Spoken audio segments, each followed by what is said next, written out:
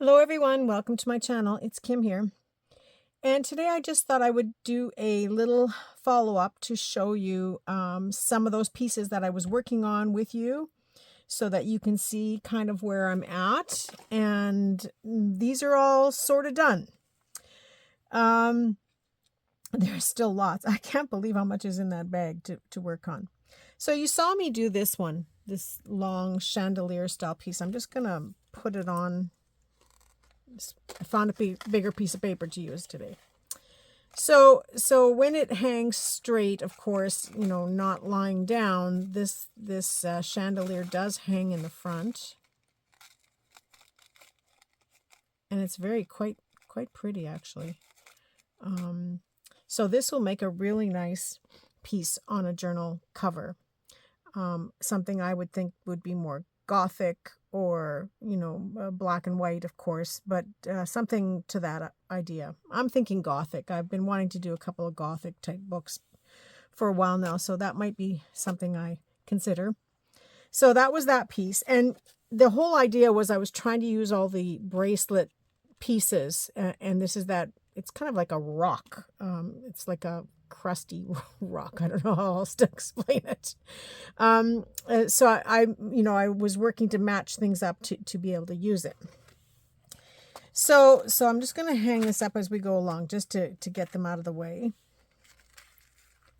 And I'm putting them right on ball pins. I was going to just hang them from other hooks and stuff, but you know, I want them ready to use once I get going. And if I decide not to use the bulb pin, I will go with something else at the time that I'm going to use it. You know, sometimes I stitch these things on, or sometimes I might want to add other components to them, and that all depends on, you know, what I'm working on. So these were the rest of those rock pieces, and I, you know, after I turned the camera off, I started playing around, and they look nice with those pieces of chain, just like that, with the beaded gems. The only thing I added was a spiral at the back here, and that's just so I have something to hang it from, so the rock piece becomes the charm itself, and the rest of this is the dangle. I left the chain intact as one big loopy thing, and I really like that look. It's very elegant looking. And so I did several pieces until I ran out. So I have a total of 3. Now I just glued these down within the last hour, so I don't want to put any pressure by hanging them up yet. So I'm just going to rest them in my tray until I'm confident that they're, you know, secure enough to hang. But I should put the hooks on them at the same time. And so you know, I had the 3 different bracelets. Well, I was only able to get, I'll do this after, 2 of the bracelets done in this time period. So 3 of them have this chain on it, and all from that same necklace. And then I did several where I used a single earring. Now, I don't know if you remember, this earring was in the box. Oh, got something on me here. This earring was in the box. And this was the smaller, there were 2 smaller stones. I guess one at either end of the bracelet where the clasp would have joined on. So I had a single earring here. I put that on there. It's, you know, it's not my most favorite piece, but it would be fun to use, you know, on a little, as an embellishment on a journal card, or, you know, maybe a tab or something. Although I always worry about using really dangly stuff on tabs. But here's one where I just had a single silver bead, so I used that up. And then the third one here is with that longer bead chain. And all of these, I just used the chain and looped it onto the 2 loops with jump rings. And this one I hooked right into the chain link itself, because this bead is not directional. This one didn't quite sit right no matter how I put it, so I have a jump ring, and this bead runs loose with the jump ring, so it can move over, you know, it's loose all the way around. I hope you can see what I'm showing you there. And same with this one. I use the earring loop from the earring itself, and this just runs freely on the chain.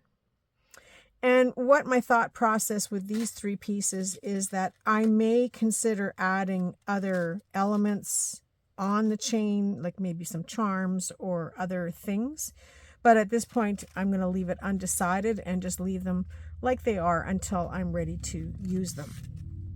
So I'm going to put those aside as well. Like I said, I just glued these ones with all of them have this spiral on the back. Now, if you're new to my channel and you're just watching this video, you of course have to watch the previous one to find out what it was all of this jewelry looked like. And then you probably should start at the beginning. One of the first things I showed you was how to make these spirals to use to create a charm effect with any kind of jewelry piece. And there's other methods as well. So if you are just watching for the first time, you may want to go back and look at some of those. But these are all ready to go. The only thing is they're just freshly glued on. So I'm hesitant to put the hook on and hang them up. But I might at the end of the video. We'll see. So then I have two more here. And these ones are with those filigree hearts that were in the box or in the package, and they are just a charm.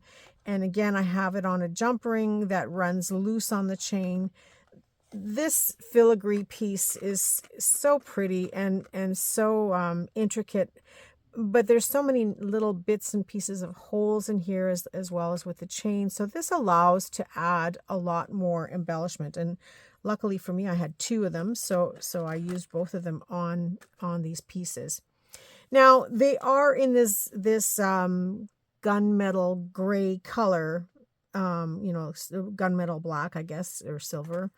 So I can use this heart as a means to add some color. You know, maybe I have a nice purple stone that I want to put in there for a purple journal, or an emerald green stone or a red stone. So these are things that I can play on as I get closer to using them in a project. When they don't have color like this, it is a little harder to work with it, because you're trying to design for something you don't know what you're designing for. But leaving it like this allows you to make those options as you go along. So in doing this, this one has, again, 3 jump rings on each piece, plus the spiral that creates yet another hanger. So this could be hung from something, or I can put a ribbon through there, or some type of a chain or tie to, or a ball pin to tie it on to other things. So I'll just stick those aside now. So this one was, I was playing around trying to figure out how to use those stones, and I ended up with the heart added onto here. And this was quite tricky because the heart was in the bucket, and I felt that it really matched this oval stone as far as the kind of the embossed look of it. But the heart didn't have a hanger, so I had to use the holes in the background, in the design, to add 2 jump rings to add these onto. I originally started with chain, but then I thought, no, I wanted something that had a little bit of black in it.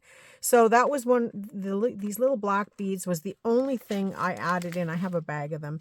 So it was the only thing I added in over and above the jewelry. But I'm not sure if these chains, I think that came from a necklace that I just happened to have, and I wanted it for the chains. So they might have been added into the pile as well. But here again, I'm using 2 jump rings to connect it to these beads. And then these beads are put on eye pins. And then I have to use 2 jump rings for the top here. So that's quite a bit of a process. And the reason I'm telling you this is when you go out to a craft sale or an art sale and you see a jewelry stand, and they're charging $30, $40 for a pair of earrings. Well, I measure by the amount of work, because it's not just putting on a jump ring. So you have to keep that in mind. It's fine to say, oh, well, it's just 4 jump rings. It's not. It's 4 jump rings that take the time to connect whatever the designer has created to connect to these pieces. So there are several components going on here, and time and effort that a designer has done to create a piece like this. So it's not, you can say all you want that, oh, it's a handful of beads, a paper back, and a couple of broken jewelry pieces. Yes, that's definitely how it started. But it's you're paying for the time, the workmanship, the design elements, and the construction, the design construction, because this didn't happen just out of the blue. Yeah, maybe the next 10 would be easier to make, but when you're buying jewelry from an artisan, always keep in mind that their work has value and time and effort. It's not just the components, because yeah, we can buy these components cheap. They're not expensive to buy, but it's the workmanship and the thought process that goes into making a design. Now, this piece here, I'm not considering finished. I do think I want to play a little bit more on adding some type of a drop in the center here, and possibly additional drops on the corners or even throughout. So this might end up being quite an ornate piece. I will continue to work on it in the pile as we go along, because I just feel this needs to have a little bit more to it just yet. So as for a top hanger, I haven't decided what to do there, but I do have a little bit of a plan for all of these pieces. I'm just going to grab them.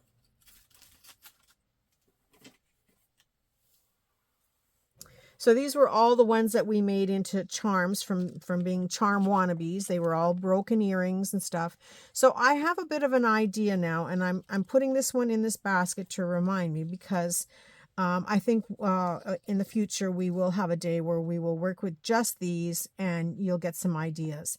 And this, if you remember, was just made by die cutting papers and cardstock, and then layering. I put 4 layers on here.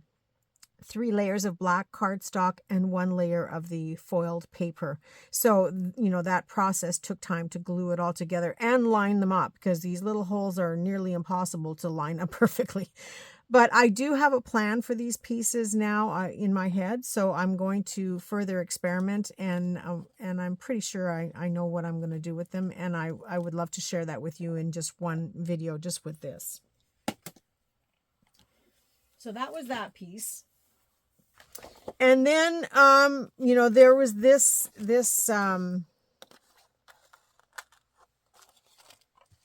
these were bracelet pieces. I'm just going to bring a couple of them up here. And you saw me sort of matching them together, and I'm really pleased with how they turned out. It was a stretch. This silver was awkward or not easy to match up to, and it wasn't until I started looking at these bottle caps and the chain that, it came together. Again, very plain, with lots of possibility of being able to add things to them, because there's 2 jump rings here, 2 here, and 1 there. That's already 5 jump rings. There's pieces of chain that had to be, all those little pieces had to be counted to make sure I had an odd number of links so that it would hang properly.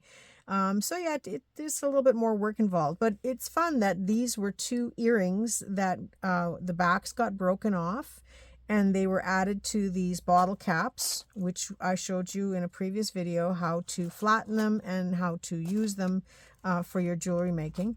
So, broken earring, and a bracelet that has been taken apart. What fun charms those are, right? And so I will hang those up in a second. They're good to go. And then I had the original one was this heart one, because I wanted something in silver, and this just worked out really nicely. And again, lots of possibilities to add additional things onto these jump rings to bring a little pop of color, or a little bit of a theme depending on what I'm using it for. This thing is magnetic. I don't know why. I don't think it's anywhere near a magnet stuff, but maybe it's just the design, I guess. But anyway, yeah, so this allows a lot more possibilities, And, you know, it's the same jewelry or bracelet piece, but what a difference in the look, right? This takes on a more masculine look, and this is a little bit more delicate with the heart. So then I had a piece of this abalone shell, and even though it's kind of got brown tones to it, this shimmering part of the shell really matched this. And again, it just leads to so much possibility, where I can use this as a base and build on it. You know, I can add an image on here, or I can add other gems and stones and play with adding other things onto the jump rings and the links. So lots of fun. And here's yet another one. Now this one started out with an earring added to a piece of glittery cardstock, and then it was a 1-inch disc, so it managed to fit very nicely in the bottle cap. And you know, it just goes on and on and on as to how you can continue to enhance these and add more things to them.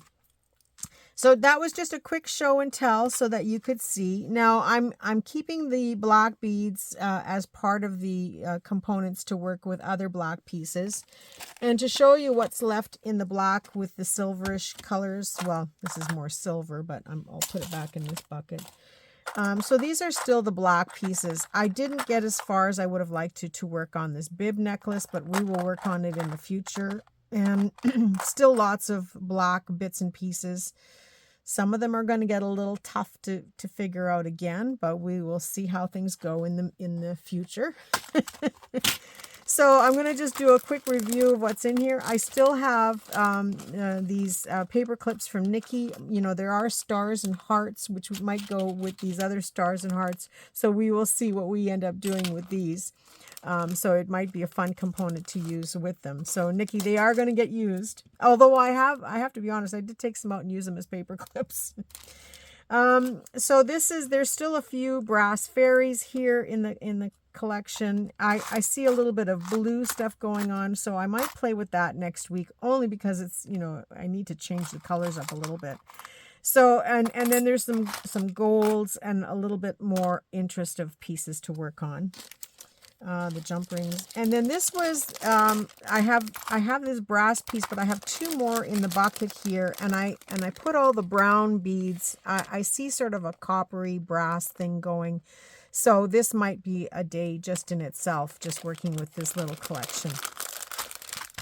So just a few more pieces. I'm guessing we've got at least another 4 or 5 classes or videos out of these pieces. Never mind what's still in the rest of the bucket, the other containers. So that is what where I'm at right now, and we will keep going with it for next week already, and we'll see where we end up. And yeah, it's will be quite amazing to see how many of these we actually get done. I hope you're enjoying this. I'm going to hang all these up now and add them to the pile, and hopefully I can show you on my next follow-up day what the pile looks like, because I'm going to wait until the other ones are dry before I add them on here. But yeah, it's quite fun, and certainly lots of product to add in here.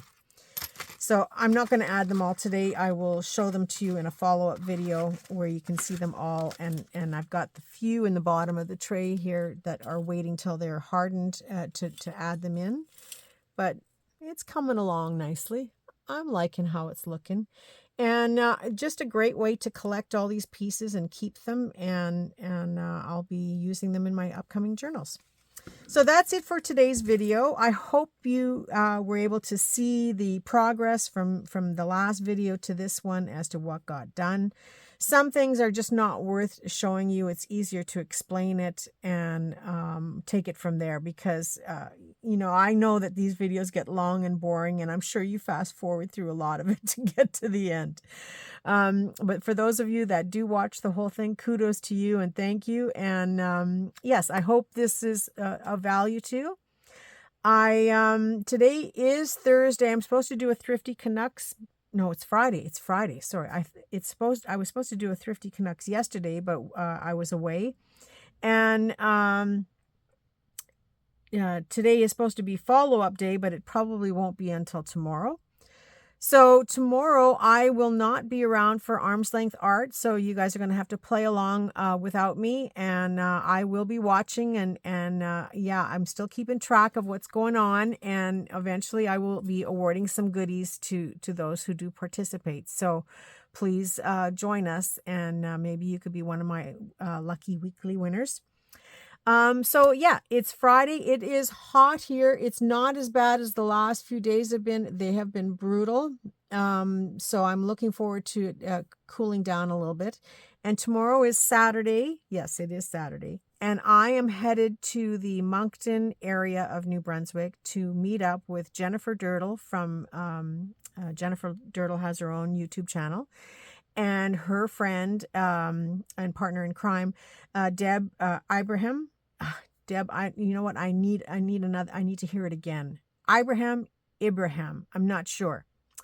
But she also has a channel. And I think I'll link them down below here for this video, for you guys to follow them.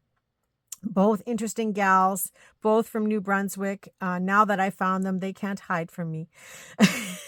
They are my newest gal pals for sure. So I'm meeting up with them tomorrow. We're doing some town-wide garage sailing in Moncton, as well as a pop-up flea market that we're going to go check out. There's some, it's flea market / antiques and collectibles. So I'm excited to go. So that's it. That's all for today. I wish you guys all a very creative weekend, and I look forward to seeing you all very soon. Bye for now.